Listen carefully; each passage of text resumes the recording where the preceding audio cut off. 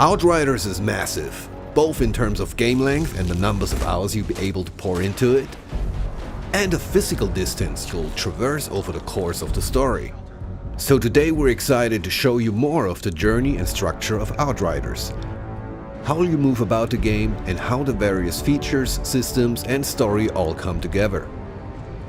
In last month's broadcast, we explored the first city, the area of Enoch first settled by the refugees of Earth. Everything from this section of the game unfolded here, in this area of the map. The first city sits within a larger area of colonized Enoch, which you can see here. Here, humans have made a life, as best as they can, and built cities, strongholds, factories, and mines as they try to survive. This is where the Outriders are first reawoken from cryosleep, and where your first hours in the game are spent. Humanity has always struggled to leave this place, with the raging anomaly storms and monsters preventing further colonization of the planet, pushing society back to the Dark Ages. As you will see though, there's a whole lot more to Enoch. As an Outrider, you're one of the few powerful enough to leave humanity's broken settlements and journey out across this hostile planet. But what does that mean in actuality? Outriders takes advantage of a hub-and-spoke structure, connecting busy, settled areas, the hubs, with combat arenas and free roam areas, the spokes.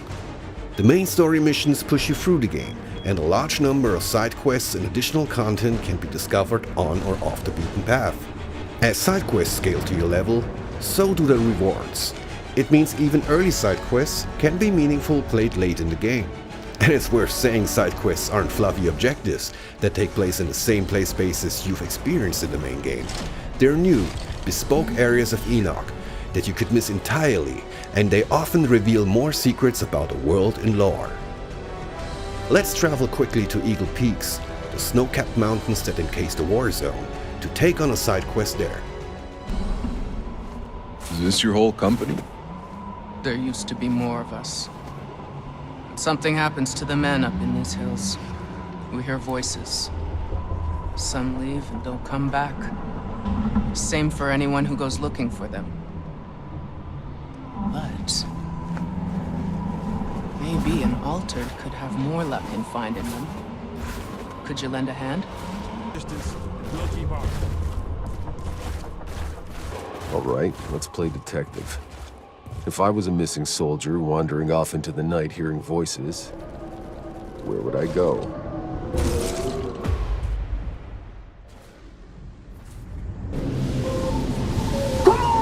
Come on! Don't do this! I just came looking for my friend! He belongs here now!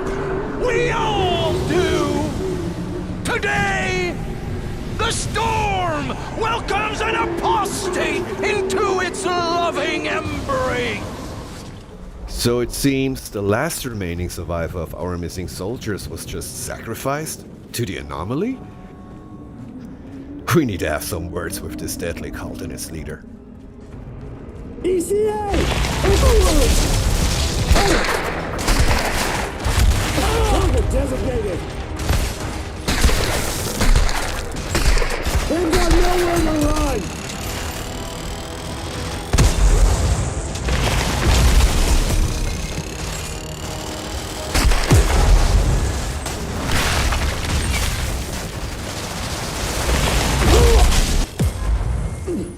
Another notch in my gun!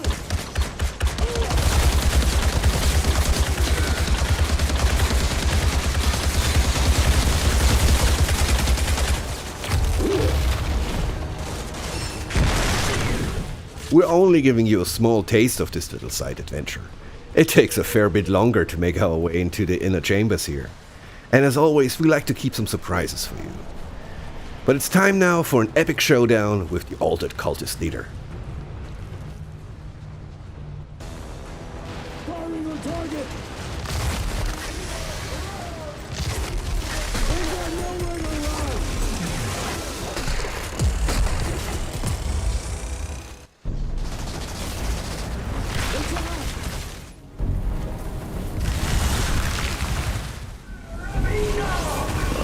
Seems you had yourself a little cult brewing up here. I don't know, this place seems to make people flip their fucking lids. Yeah, nice. By completing the side quest, we can now choose a sweet piece of new gear as a reward. With that sorted, let's talk a little bit more about hubs. In hubs, your weapons are holstered for a time, and you can soak in a bit of life on Enoch. Here you can visit vendors to sell scrap and purchase gear, frequent bars to gather gossip and bounties, Call it the liver spinner. and pick up side quests from one of Enoch's many eccentric denizens. What exactly is your business? Certain mercenary services? It's hard to show this without spoilers, but as you progress through the game, the world state and NPC dialogue is affected by pivotal moments from the story, and new side quests unlock, some of which are hidden in earlier hubs and play spaces, further rewarding exploration. Combat feats also come with achievements. Complete a collector's quest like Bounty or Monster Hunt, and NPCs will recognize and reward your triumphs. In bringing to life a new sci-fi universe, we are adamant that these settled areas feel dynamic and alive. Oh, and if Monster Hunts piqued your interest, stay tuned for a future broadcast to learn more about them. Well, this should be interesting. Crucially, hubs also allow you to check in on your Outriders truck and crew, which will grow as you progress throughout the game. We're going to talk more about the Outriders truck in the future, but its primary function is to transport you through the world, bringing many of the features of a town with it. All the functionality you'd expect from a hub hits the road with you. Your weapon vendor, your crafting, your crew. The truck is a moving RPG village. Now you don't operate the truck yourself. That job falls to your driver, Jakub, who we will talk more about later. But the customization options are vast, so you can personalize your ride along your journey. Okay, let's pack up and hit the road now. I need to head to the forest to continue my journey. Let's take a quick moment to introduce the crew. Your ride or dies accompany you on your quest to discover the source of the signal. Here we can see Jakub, who drives the truck and can handle any customization of the vehicle. Jakub was with your Outrider during the first arrival on Enoch 30 years prior. A bright-eyed youth with an exciting life ahead of him on a new planet. Time has not been kind to poor Jakub. Here's Sahidi, who we met in the last broadcast. One of the few people on Enoch with a grasp on science and how to get mankind out of the pickle they happen to find themselves in. You can talk to Sahidi for weapon mods and crafting. We'll be talking more about this topic in the next broadcast. Finally, at least for the moment, there's Bailey, who has been appointed to your team by Corrigan, the Grand Marshal of Trenchtown, who's allowed you travel through the various sectors of the settlement. Let's go. Bailey hates the arrangement as much as you do, but is forced to join the journey. In camps like this, Bailey also acts as a gear vendor, with a host of unique weapons and armor you can trade for scrap. Other notable features of a given camp? Your stash, where you can store and withdraw equipment that you might not be able to hold on your person. The stash also allows you to move gear freely between your roster of player-built characters. Next to the hammock here, you'll always be able to change and customize the look of your Outrider. And of course the matchmaking terminal, which is hopefully self-explanatory. Before I'm leaving you for this month's broadcast, I'm going to take you beyond the safe confines of the Forest Enclave. It's a beautiful night, so let's head out there and explore. Hey, you remember my tunes I used to play? Like it was yesterday. I can still remember some of them.